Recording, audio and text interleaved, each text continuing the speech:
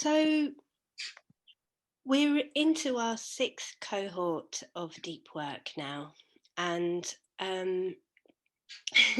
this wasn't ever directly the intention, but it seems as though certain themes have emerged that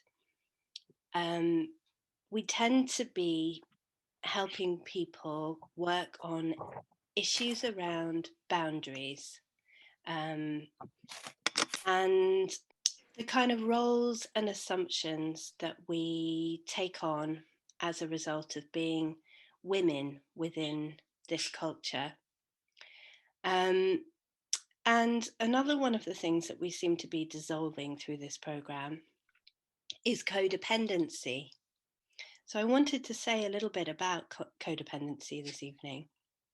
Um, Another thing that also seems to be a sort of side effect of doing this work is breaking down the sort of extreme independence that so often arises as a result of trauma.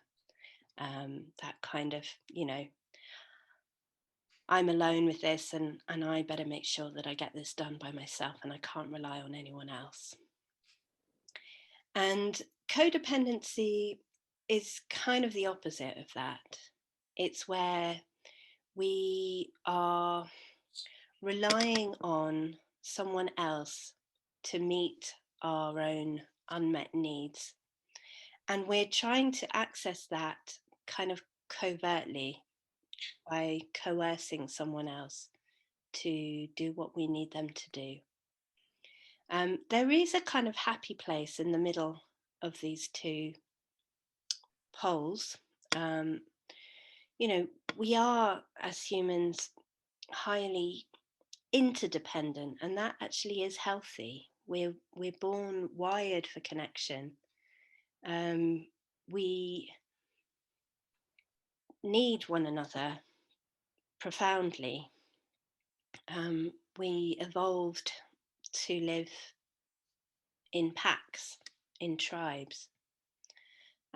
So people often ask about codependency. Isn't it healthy that we can ask for help from one another? And and of course it is. And so we want to be asking the question: Am I um, am I being direct in how I'm asking for help? Um, am I being honest with myself about my motivations?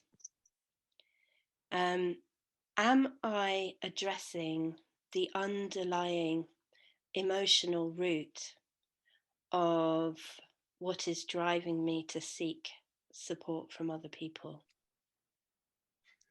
Or let me put that another way: am I making other people responsible for my unprocessed emotional needs?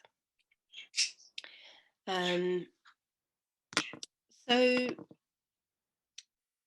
yeah, um, I just wanted to give a few examples of how codependency can show up.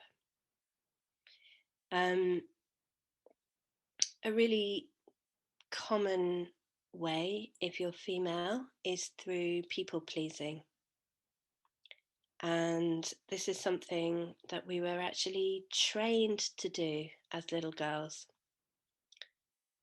We were taught that we would get approval if we did what makes other people happy. And we were raised to be so addicted to this approval because most of us didn't receive an awful lot of the kind of connection that we really needed. So approval was the next best thing. And so it can feel very, very frightening to lose someone's approval, to anticipate angering someone or making someone else unhappy. Anywhere where we have an unspoken agreement, it might be, if I help you, you help me. It might be, let's see,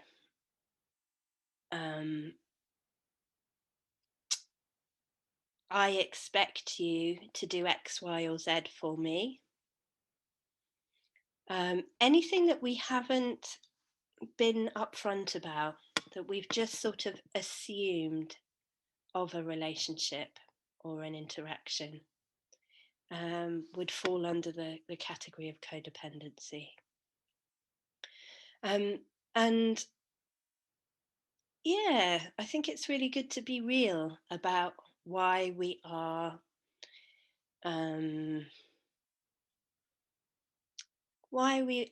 engaging with someone in a particular way. We might be telling ourselves, you know,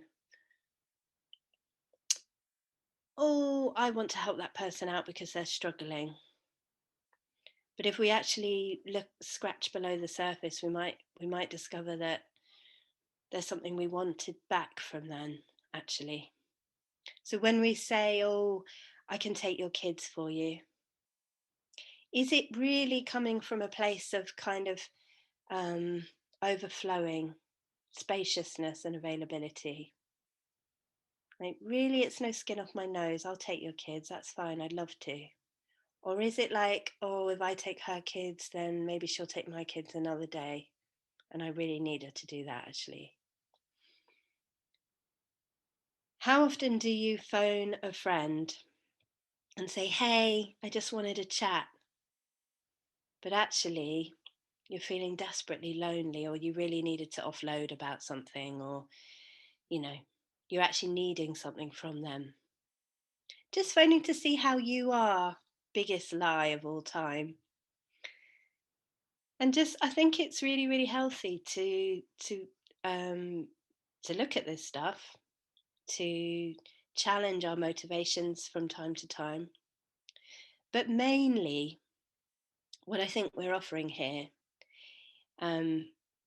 completely unintentionally, originally, is a space to just start chipping away at the underlying emotional causes of codependency.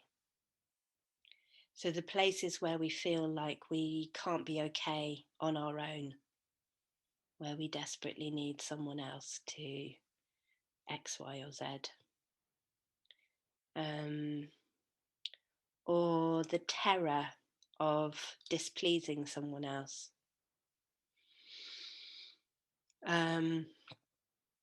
Yeah, maybe you can think of some of your own underlying causes of these kinds of behaviours.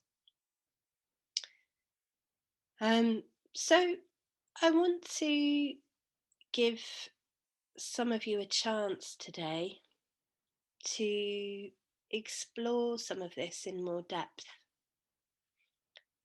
We probably won't have time to hear from everybody, but quite often, even just hearing other people speak is really helpful and can be insightful.